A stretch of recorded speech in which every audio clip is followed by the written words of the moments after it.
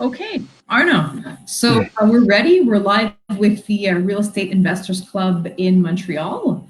And so for our listeners, I've actually been really looking forward to this interview because I think Arno Ilgner's book, The Rock Warrior's Way, was, I guess, one of the really the second books that inspired me on this path to writing and coaching and stuff like that. So I'm very excited to be able to talk to Arno today. And he's going to tell us a little bit about mindset. He's a guy who comes from rock climbing, but I think some of the stuff that he has worked with really is transferable. Some of the mindset stuff is transferable to just about any field. So Arno, do you want to just maybe tell our listeners a little bit about how you got started, what's your claim to fame? Yeah, well, thanks for inviting me, Terry. My name is Arno Ilgner. I live in Tennessee in the Southeast U.S. and started rock climbing when I was 18. I was back in early 70s. And, it was something that I was passionate about. I think it's really cool when we can find something that really resonates with us. So that's really resonated with me, but it wasn't until about 20 years later that I started looking for a way to create a career in climbing. And so mental training was something of interest, and there wasn't anything in climbing, to help climbers with fear, taking risk. And so I started investigating it from scratch, reading widely some of the same books that you're talking about. I read Dan Millman's books. And so, um, over a long period of time, that was in the mid 90s when I, made the decision to do it. And that's 25 years ago, right? And so it was kind of a long road of like testing the material in climbing with climbers, lots of students, to help refine it into something that I feel like is an effective structure for, taking risk, dealing with fear, focusing attention. But like we had talked a little earlier, from the very beginning, I knew that this material was valuable beyond climbing. So I'm currently working on a book for the general public on the material. Okay, interesting. So I guess part of the reason why I wanted to invite you on for our listeners and our viewers is because I feel like this mindset knowledge is so transferable. So it might be, let's say, I'm a martial arts person. I kind of came through some of my mindset stuff by practicing martial arts. Obviously, you've come to it through rock climbing. I think real estate investing or anything that you want to specialize in and really try and get good at, there is a nuts and bolts process in which you have to actually learn the information in the field. And then there's really a mindset kind of mental process that you go through to learn and to overcome whatever obstacles you might have kind of along your way. So, I don't know if you could say a little bit about maybe the basic outlines of the methodology that you use. How does mental training work for you? What are the basic building blocks of it? Yes. So, um, we can do mental training in anything we're doing in life. So what you're describing is like martial arts. It's like something that's resonating with you. Like you can go through something that you're particularly interested in and use that as a vehicle for self-exploration. For me, it was rock climbing. So if we look at climbing, it can also be a very tangible metaphor for drawing out important learning lessons. So for example, some of the core tenets of the material is that we need to have our attention focused in the moment on whatever the task is. It makes sense that if you're going to be focused and mentally fit, that you need to be focusing on what needs attention right now in the present moment. So that's like the core litmus test of everything that makes up the material. And when we look at climbing as a metaphor for this, we can see that there's three important parts to it. One is that when we go climbing, we pick a particular climb to get on. Like we have to choose this one or this one. So we're picking a goal that inspires us, something that is drawing our interest and attention. So that goal is really important because the second part is our motivation. Like motivation is what moves us, what drives us. And if we don't have an inspiring goal, then the motivation can take us in a direction that's not very meaningful. And an important part of motivation is that we're almost exclusively motivated by comfort.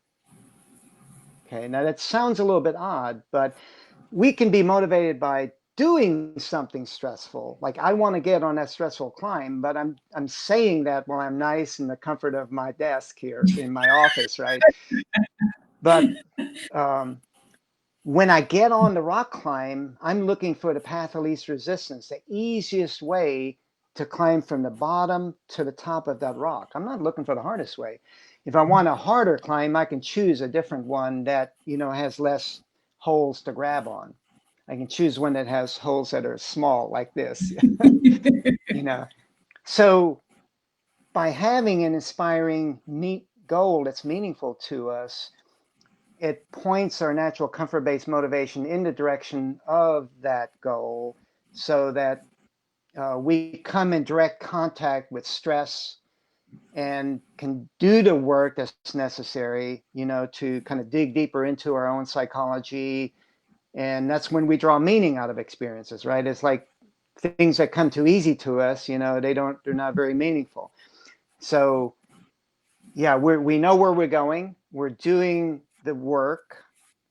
The motivation is putting us in direct contact with the work. And the third part is valuing that work, like uh, seeking to do the work for its own sake. Like, yeah, we want to go to the goal, but we also want to be present each step of the way that's moving us toward that goal. And so if we value the work for its own sake, then we're going to be more likely to be present and seek comfort in the present moment rather than when we're at the goal at the end. And that's important not only for being effective in climbing or whatever stressor that we're engaged in, but it also makes, a much more enjoyable experience. Mhm. So I think one of the things that I hear a little bit like underneath what you're saying is that if you're talking about being engaged in what you're doing and motivation versus perhaps external kind of judgments or external kind of things that might interfere with our learning process. So Mm-hmm. I wonder if maybe you could like say a few words just about like maybe that tension that exists there, because on the one hand, we need to be internally motivated. On the other hand, especially like in something like real estate where financially and like competitively, everybody wants to have more money, and there's also this kind of a competitive environment sometimes that pushes maybe external objectives on people. And so how do we really foster our own learning process? How do we go at our own pace, and how do we make sure that our motivations are really internal? Yeah, we can have extrinsic motivation, like we set goals that are kind of external to ourselves. I want to climb this particular rock climb, or I want to, have a certain investment portfolio. So that extrinsic motivation is kind of end result oriented, but it does give us that vision. But the intrinsic motivation that's coming from within needs to be learning based. It needs to be that I want to be in the stress of the experience each step of the way. So it's what's really important, I think, at least one of the essential elements that's important for being able to keep your attention, in the struggle and the stress of the experience, doing the work, is to separate identity from outcome. Okay. Okay, so we all have egos that an identity that can have a very natural tendency, largely unconscious, just I think about how the societal values that we don't really question, where I feel good about myself if I'm achieving end results, and I feel like a failure or bad about myself if I'm not. So in other words, I'm making myself a victim of what's happening external to myself instead of having more of an internal locus of control. So a really important part of being able to enjoy the journey, the stressors along the way, is to have a tool or a practice that helps you separate how you feel about yourself. In other words, your identity from the outcomes that you're creating. That way you can step back and kind of look at what the outcomes more objectively and and see it more from a learning perspective. And so the basic tool that we teach is whenever you create an outcome, you ask yourself two questions. One, what did I do well? And number two, what do I still need to work on? So we're not just focusing on the positive, not just focusing on the negative. We're looking at both of them so we can see more of everything that came together to create that outcome. There are going to be things that you've learned in the past that have come together to help you achieve a certain outcome today. But then there's obviously still more things to learn that also contributed to only a certain amount of success. Okay. So I'm hearing like it's almost as if you're running two processes kind of concurrently in your mind. And if I look at, let's say we're applying this to kind of like the real estate environment, like let's say I know that sometimes I get into certain negotiations or I'll make offers or I'll, deal with tenants in a certain way. And even though I get the outcome that I want, sometimes I look after and I'm like, really, I could have handled that better. I could have managed it better. I could have been more diplomatic. I could have used my social skills. Or sometimes you do a great job in your negotiation. You do a great time with your number crunching, but at the same time, you don't get the outcome that you want.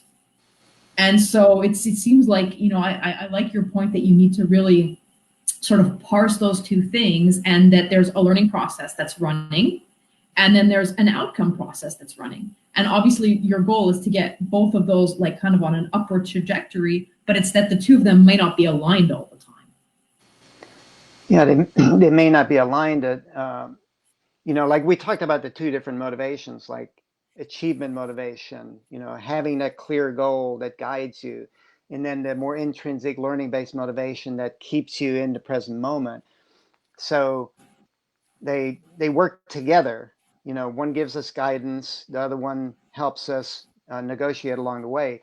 So it's important just to know, to be aware of where am I in the process. If I'm at the beginning, like right now, I'm sitting in my office, I'm thinking about, stressful projects or, a vision for my business, that some kind of end result that I wanted to achieve, then I can be motivated by, uh, extrinsic motivation, achievement motivation. But then I need to be aware when I start taking the action, I need to shift into the intrinsic learning-based motivation. And of course, that's not just like a one-shot deal. It's like uh, might say, okay, I want to start a business, and you sit down and you're thinking about, this great achievement that you want to create.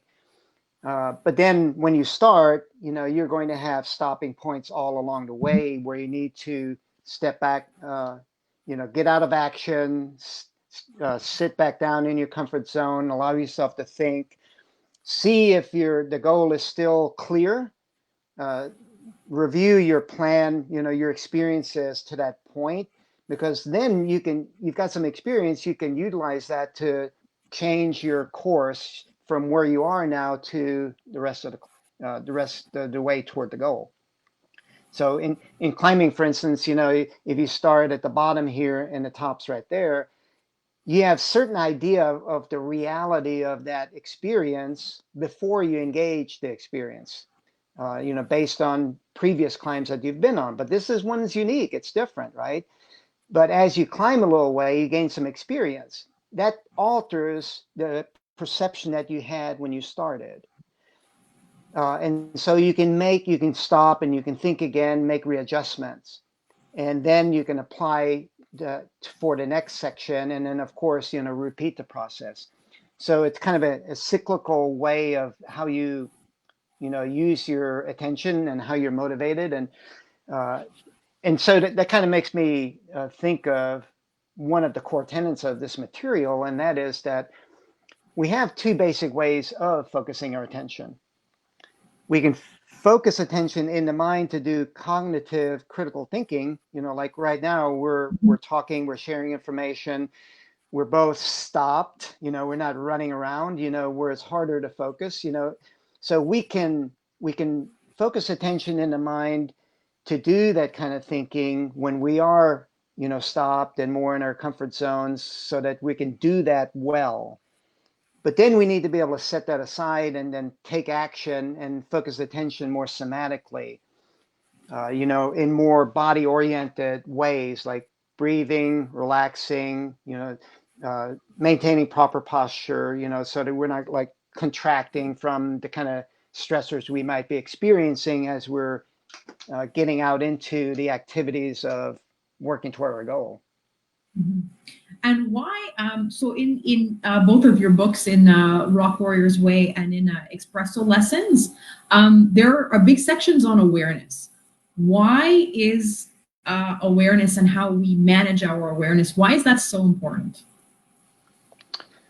It's critically important because if we're not aware of a problem, we can't fix the problem, right? So from a starting point, it's important in that regard. From a mental training perspective, I think that in large ways that the biggest problem is thinking, and particularly uh, being hooked to our thinking process. Like, in other words, we think we are our thoughts. We think our thinking is who we are, and then we can't get any space from it, and we end up reacting to the natural comfort-based motivation that can maybe take us away from taking risks or staying connected in relationships. So awareness helps us start to unhook from thinking, so we can see it as just something that our mind does for us, and we can then choose when we want to use it and when we don't. Because I think everyone has had experiences where they've had thoughts that they wanted to do, maybe lashing out in violence, and they chose not to, and that's the choice that we want to become more aware of. And so having awareness practices is really important for starting to unhook awareness from thinking and be able to gain some perspective. Mhm. Mhm. So I'm reminded of actually a line by, I think it's Eckhart Tolle, who says, I think is it he who says, "You are not your mind." Could be. Yeah, yeah. So it's that there's like this kind of a real tension between, like let's say, an undisciplined mind runs this kind of a thinking, like a thinking program all the time, Mm-hmm. and because your thoughts go this way and your thoughts go that way, you identify with them and you think that you are your thoughts. And that the fact of training awareness is that you begin to develop kind of a space, and so you realize, like, let's say if you're facing a stressful situation, sometimes your thoughts can make that a whole lot worse for you. A whole lot worse, yes. And so, part of the way of, like you say, overcoming obstacles or overcoming fear, which I think is a part of any process of self-improvement, right? Like eventually you have to get out of your comfort zone. And when we're not comfortable, we become stressed, we become fearful. And then what do we do with those obstacles that we meet along the way, right? Mm-hmm. Yeah, I think you're bringing up an important point, and that, like, it's helpful to just understand the learning process. Like, I'm saying that, it's important to be able to focus on learning-based motivation, right? Well, it's helpful to know kind of what that looks like. And one of the biggest mental training obstacles is our mind's tendency to think in all or nothing. Mhm. So you might be at the beginning of a stressor, like at the bottom of a climb, and you're looking up at all of the stress that's going to be involved in climbing it, and the mind goes, can I do it or not? Like, just an either or choice and says, nope, and then you walk off to something that's easier. So it's important to become aware of all or nothing thinking and shift it toward little steps of engagement. So in order to be focused on the learning process, what we teach is that if you think about if this is your comfort zone, okay, that's experiences that you've been through, right? So everything outside of that is a stress zone or unknown to you. So we don't go way out here. We're going to get into the panic zone if we go too far out, right? We can't manage so much stress. So we need to get into the stress zone a little bit and then work with our attention there so that as a process of doing that, we expand our comfort zone. So it's kind of indirect process. You might even say it's the paradox of life. It's like we want more comfort, but we get it by pointing our attention in the direction of stress. And so this small incremental process of engaging stress, working with our attention, in other words, just working with practices to keep attention in the moment so you can process that stress into comfort, is a really crucial way or perspective of understanding the learning process itself. Mm-hmm. And so, I mean, that's actually like really fascinating. I think I definitely agree with your description of it. That, let's say this is your comfort zone. The goal cannot be to like try and do everything right away and put yourself either into a panic mode or put yourself into water that's deeper than you can handle. Because I think that's part of it too. Like if you're looking at, like something with like I keep bringing it back to real estate, but like, well, our comfort zone is this, and there's a reason why our comfort zone is that. It's because those are the experiences that we know. That is the water that we have been used to swimming in. And if all of a sudden we throw ourselves in the deep end without taking the kind of steps and mitigating the risks, like it's that we can actually get into real trouble. And so how do you, I don't know if you could say a few words of like how you kind of mediate between that, because sometimes it's your mind that's giving you danger signals for no reason. And sometimes it's that there actually is danger. And so how can you kind of parse those two things apart into, taking calculated risks, let's say? Well, it's helpful to know like what your level of past experience is in any particular, endeavor. But if we go back to the comfort zone, it's like it represents experiences that you have been through. In other words, you've carried your body through those kinds of stressful experiences, and now you can be, body and mind can be in that kind of a stressor and feel comfortable. Mm-hmm. So it has a lot to do, the distinction that you're pointing toward has a lot to do with being able to tune into feeling and like a feeling and sensory, a somatic way of focusing attention, rather than letting it dwell in the mind, talking you into or out of, a certain risk. So in other words, if this is my comfort zone again, and I want to take a risk and it's like way out here, I'm going to experience a lot of tension in my body that's like wanting to contract and pull me away from that big stressor. So if I can tune into the tension level within my body, then I can get a sense of what's an appropriate risk and what's not an appropriate risk. Whereas in the mind, especially if my ego identity is tied to outcome, my ego wants that achievement, and it can make all kinds of justifications in my mind for taking that risk, even when it's not appropriate. And then, like you say, I'm in the deep end and I don't know how to swim. Mm-hmm. And see what happens then is we want to survive, right? So what's the survival response? Fight or flight. It's like fighting to get to the comfort in the future or fleeing to get to the comfort in the past.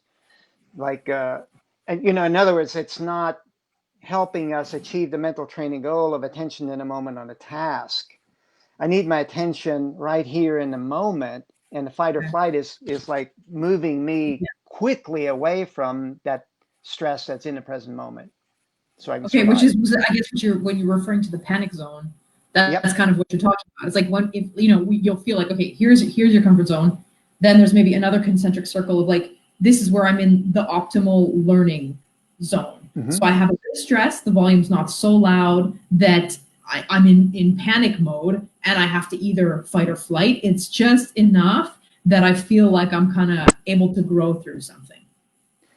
Yeah, you feel engaged, like you're not bored. Mhm. There's enough stress to like grab your attention, to hold you there in a moment. You feel engaged. And also, and this is important, if there's a little bit of stress that you can work with, you're going to see some progress, Mhm. right? We want to see that what we're doing is creating incremental improvement. So if we just get into the panic zone, we're going to want to escape that stress, that panic, and we it's an all or nothing situation again. We went all the way in there and we got nothing in return because we Mhm. weren't able to be present for it. Whereas if we do it incrementally, a little at a time, we're engaged, so our attention is grabbed to Mhm. be in the present moment. But then we can work with that and we can see a small incremental improvement. Mhm. And so, if you had like some advice that you could give to somebody who's trying to level up their game, pretty much in any field, be it rock climbing, martial arts, real estate, like anything that they're trying to get better at, what advice would you give for someone who's trying to like let's say get to the next level in something? uh, Set a goal for what that next level is, and then uh, commit to being at the level where you are. That's the first thing, just like we've been talking. So, developing awareness obviously is the foundation to all of this. So, having awareness practices that you do daily can be helpful to be at that level that you are now and taking the steps, to work toward the next level that you want to get to. So, for example, uh, I have a morning kind of practice that I do, about 10 minutes where I can go out on my back patio and I can do a body awareness drill where I do just a simple movement. It can be like yoga or Tai Chi or Qigong or something like that. Some simple movement, and I tune into my breathing, how I'm doing the movement, and uh, the quality of how I'm engaging my body. Like, am I holding excess tension, or uh, am I holding my body in proper posture? I'm getting in tune with somatic way of focusing my attention, which has a lot of benefits. One is I know that I have something below here.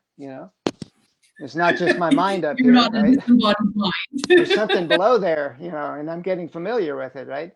Another is if I get more familiar with, you know, a somatic way of focusing my attention, I can recognize when my attention goes into cognitive thinking or habitual thinking. It's a different way of attention being focused, and that distinction, getting better at recognizing that distinction, makes me more aware of when I get lost in thought, and then I can redirect it where I want it to go.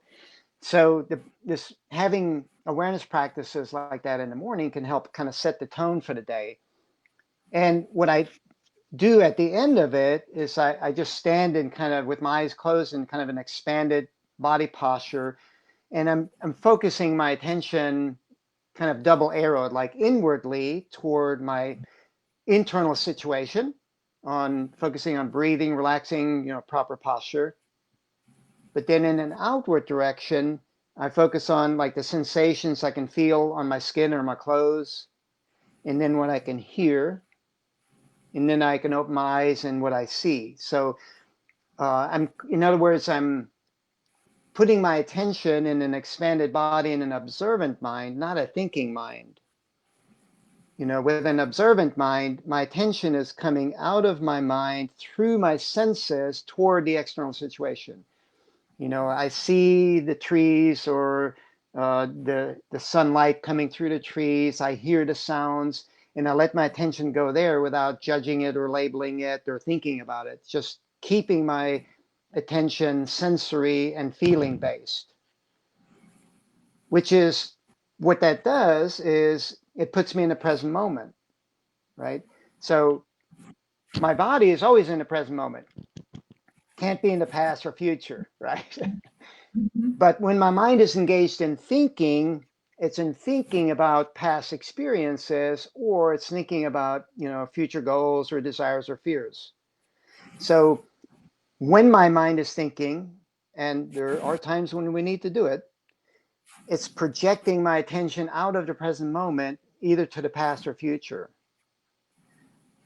So if I want to have my mind in the present moment, the same as my body, I put it in this observant mind where it's engaged in what I can feel, hear, and see.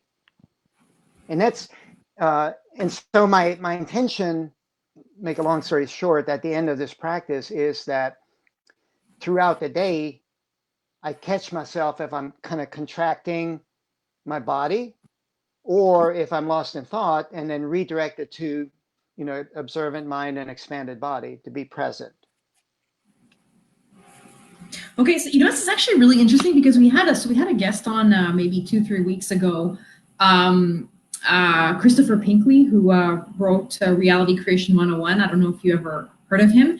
No. And he was kind of touting the benefits of exercise as really a way of getting out of the thinking mind and getting into kind of a more intuitive mind frame. And Mm-hmm. there were some of the listeners who asked us, I don't like exercise. How can I tap into that Mm-hmm. process? And at that time, we didn't really have a proper answer for that. But I think that's kind of what you're getting at, is that there is a way in which to come out of stress and come out of thinking. You have to kind of drop into your body, but it's not as if working out is the only way to do that. I think a lot of us who get high on exercise, like I'm definitely one of those. I think you're probably one of those too.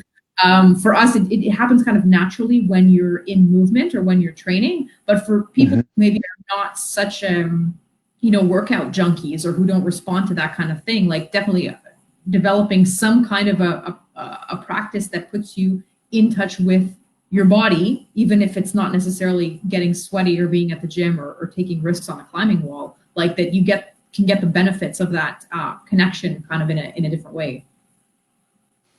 Yeah, absolutely. I think there are obviously a lot of benefits to exercise, but like you're saying, it can be, even if we want to exercise, it can be difficult to work it into our schedule. Uh, so having just a simple body awareness drill, even if sometimes I don't have enough time, like my body awareness drill is like 10 minutes. And sometimes, like for all of us, wake up a little late or have an early appointment, and I don't have 10 minutes, but I can still go outside and do maybe 2 minutes of just standing there in this expanded body posture, and then pay attention to, what I can feel, sounds I hear, open my eyes, objects that I see. And just for a couple of minutes, I can stand there and focus on what it's like to focus attention somatically, to have my body and mind in the present moment. Because then, you know, these are subtle practices. You do 2 minutes of this in the morning, you finish, you go, well, what was that all about? But it's cumulative. Okay, mental training is subtle, but it is cumulative. And if we do something regularly, day after day after day, incorporate it into, this is how I will live my life today and into the future. It's not just something I'm doing now, and in a month, don't have to do that anymore. As you know, it's like, if you're going to want to be a better investor or a better rock climber or whatever, it takes making a choice that you're going to change your life in some way today. And so committing to a small practice that doesn't impose a lot of stress or inconvenience on you is a helpful beginning point. Mm-hmm. And what I really love about what you just said is that there's this idea in there about incremental progress. And I think we really like live in this all or nothing society where everything's supposed to happen right away and, do a 10-day crash diet, lose 20 pounds, or, get whatever results you want really quick. And I think um, anybody who has achieved like a certain modicum of success over a long period of time in something, or who grows to master something, it's an incremental process.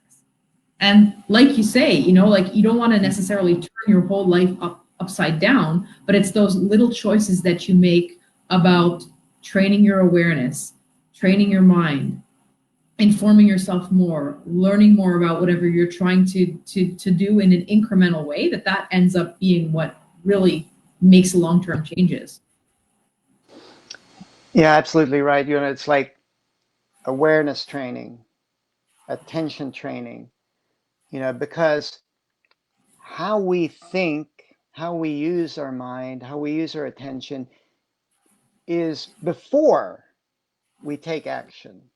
So if we just train our bodies and we don't do any mental training, any attention training, then our motivation, if we haven't like really examined it, is going to move us in directions of taking inappropriate risks, constantly wanting to be at the goal and not enjoying the journey, and finding a way to be present in the struggles. This is not just about doing better at work. You think about relationships.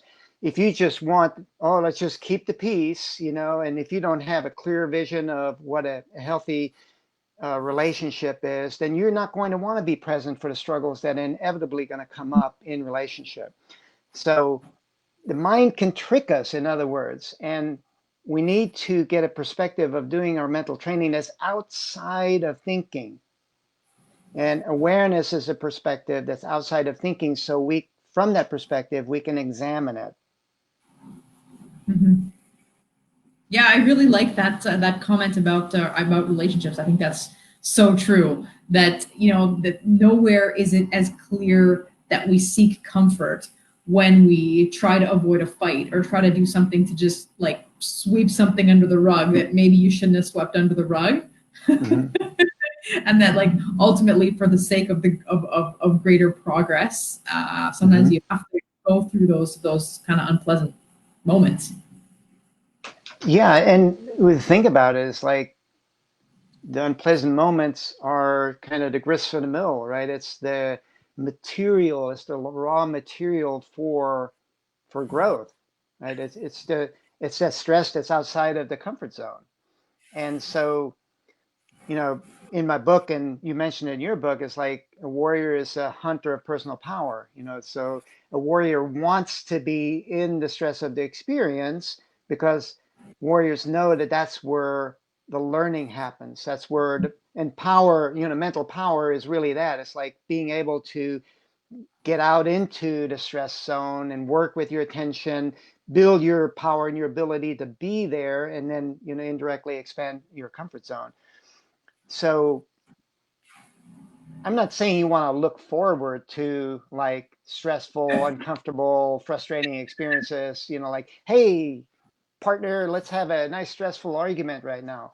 But they're inevitable because, two people, they think differently. And when they come together, that clashes. But, you know, one thing, like if you look at Maslow's pyramid, at the top has got self-actualization and transcendence. Well, transcendence has a lot to do with moving beyond the self. And the perfect, arena for moving beyond your own individual self is in relationship, especially your significant relationship. So, in other words, being able to be present in that relationship, and being respectful for each other, of course, but using the disagreements as a way to uh, for two to be more than the sum of the parts. Like one plus one actually can be three because you're looking at what a team can do more than just you as an individual. Mm-hmm. And so I think this is like kind of a nice segue into the elephant that's been in the room for the last 3 months, which is this, the COVID crisis that has been served to us on a platter.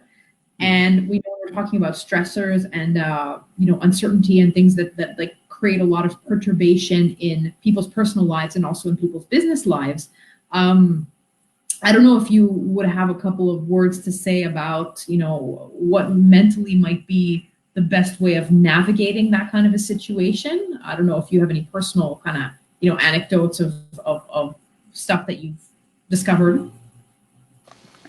Yeah, certainly. Um, you know, um, Obviously, COVID is like a trauma. It's a stressor. It's a reality right now. So, an important first step is to be honest with ourselves about that reality. Well, we can think of it like this, like, we can think about, we have these inspiring goals like we've been talking about. I'm going this way with my business, you know, and then something like COVID happens and it just stops you in your tracks. You're not able to step forward anymore toward your goal where you had it all outlined. Like for me, we were doing classes for climbing, we had courses we were doing for veterans, and all of them got canceled. And so all of a sudden, like where I was going, stopped. And I think that's true for almost everyone. But see, when you're working toward a goal, you get kind of tunnel vision, which in a lot of ways is really important. You need to not the distractors that are out there, you need to not like let them pull you off of mission, right? But when something like this happens, it gives you the opportunity to broaden your vision and kind of look around at what's going on. And so for me, I I started looking at okay, this is how we've been going forward doing business, in-person training, and we've been doing some remote training, like coaching, but mostly just one-to-one. So we started with this. We just started looking at like, well, what's the opportunity here for growing the business in a different direction, or in a complementary direction that can still be a part of our business model. Once we can still move forward toward in-person instruction, and so we started doing group training sessions. And what's great there is you don't have to be in person with the client, right? And you have a global reach, right? Yeah. There's going to be people that can't come to your in-person sessions, so it's something that's a real opportunity that we didn't really fully flush out before COVID happened. So, and we come back to, there is opportunity in crisis, in trauma, in stress. And we don't want to sugarcoat it. We just want to accept that reality and then start thinking in different ways. So, for example, there's a simple exercise that we do for being able to do that, to change our thinking, and I call it PCO, like problem, challenge, opportunity. So you just ask yourself, what's the biggest problem, with this situation that I'm facing right now? And, you can write down, your answers to that. And then you can ask yourself, what's the biggest challenge to the situation I'm facing right now?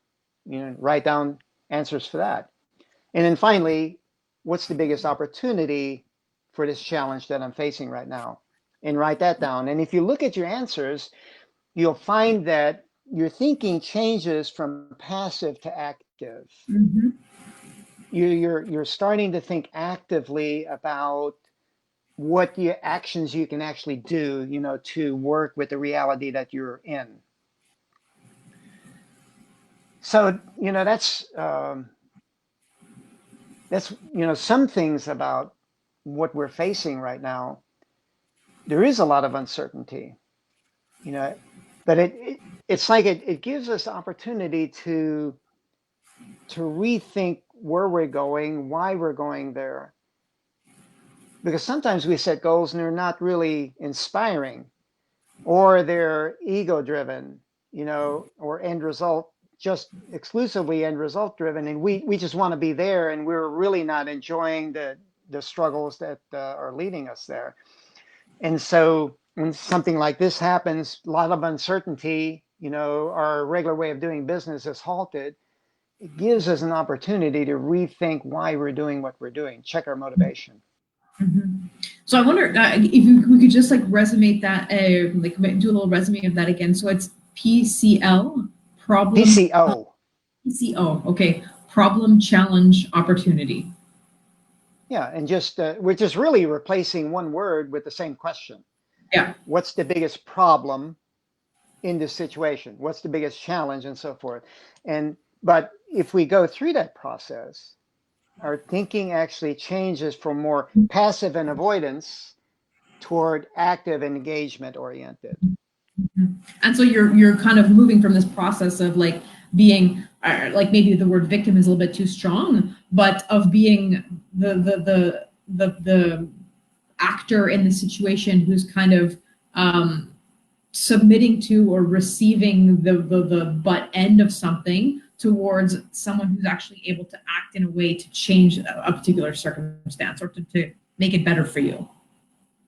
Yeah, I would agree. It's like it's a reaction to external events instead of a response or an action toward current events. And this kind of reminds me of one thing that specifically, if we want to tie this kind of to the warriorship literature, is that we need to look at how are warriors trained.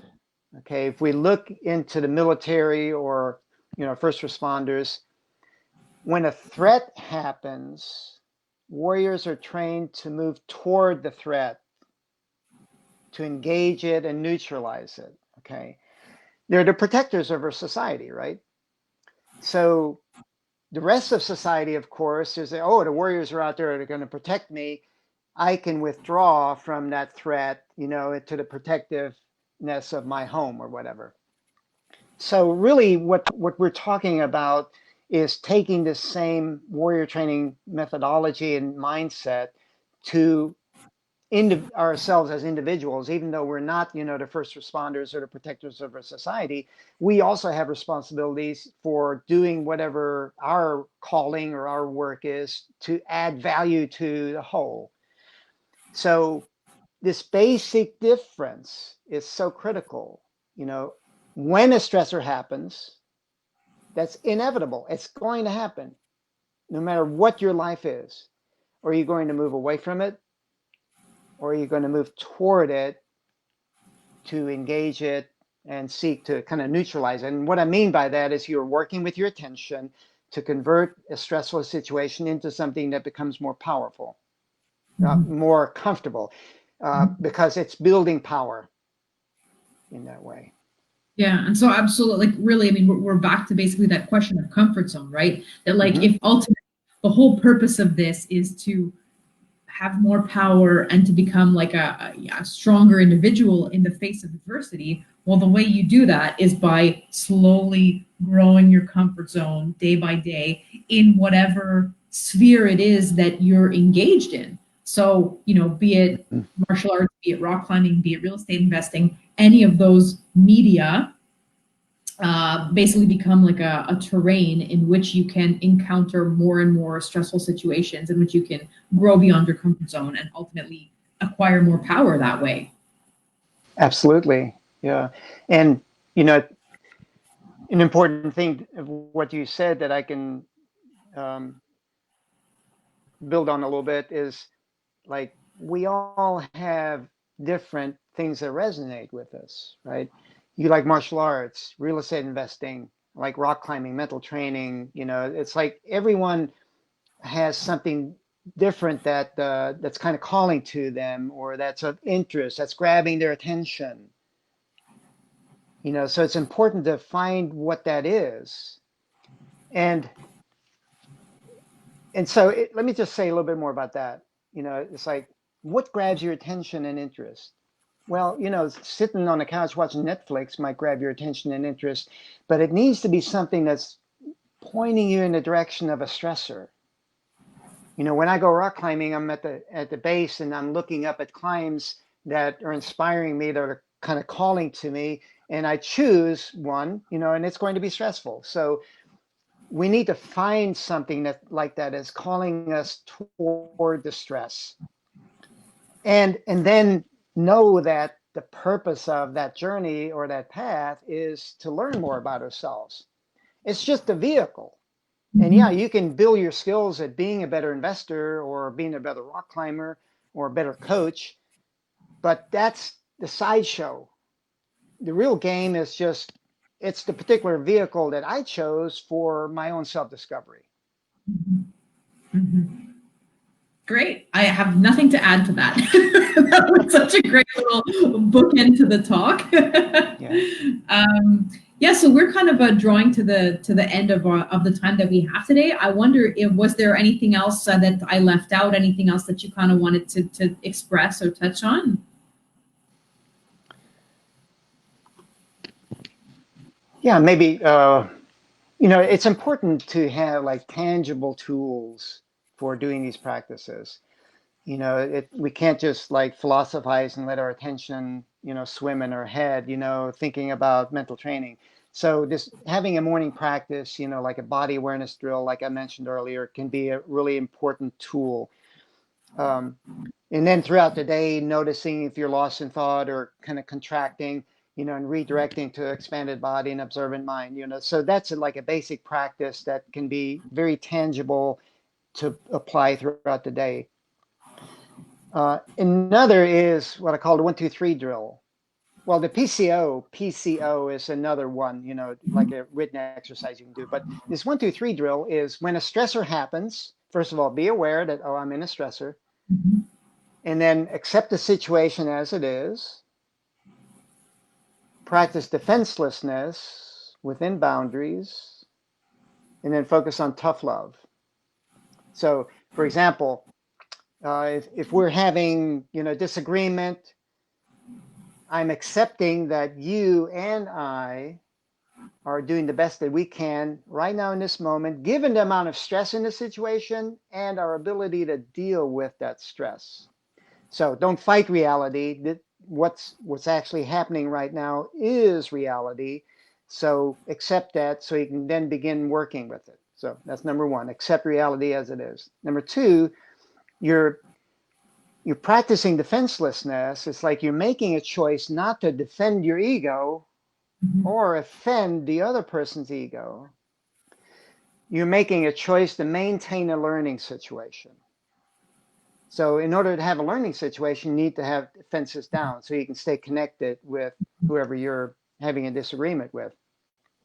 But obviously, it needs to be within boundaries. The boundaries defines what a learning situation is. If there's going to be violence, that's not a learning situation. If it's going to be verbal abuse, that's not a learning situation. So you need to know what constitutes a learning situation. And then step three is tough love. Basically, knowing that you're in a stressor, you're in a tough situation, and you need to stay engaged in it, kind of value that, like we were talking about before, is grist for the mill. Like this is the stressor, this is where the power, seeking power lies.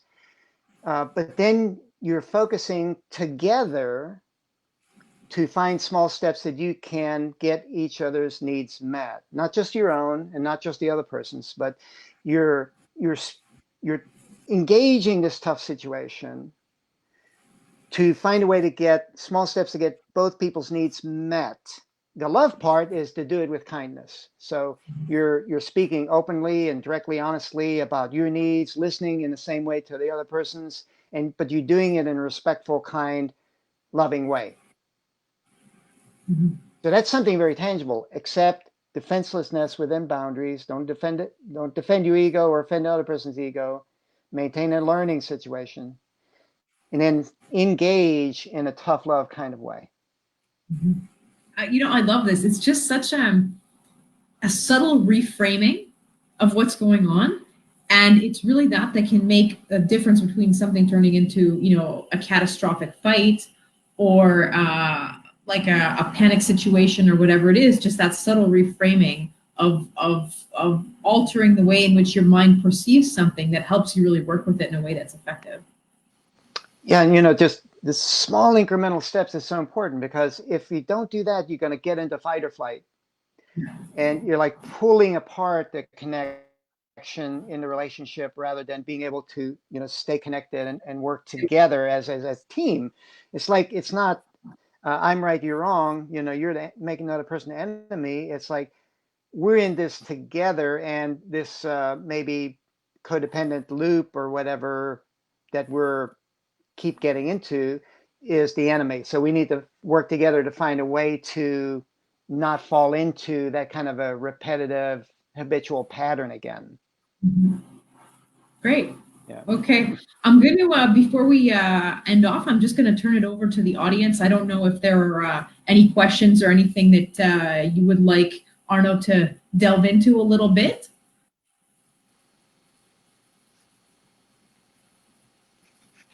We would see them. I would be able to see them up here, and then I could share them with you. Just give me 1 second. Let's see.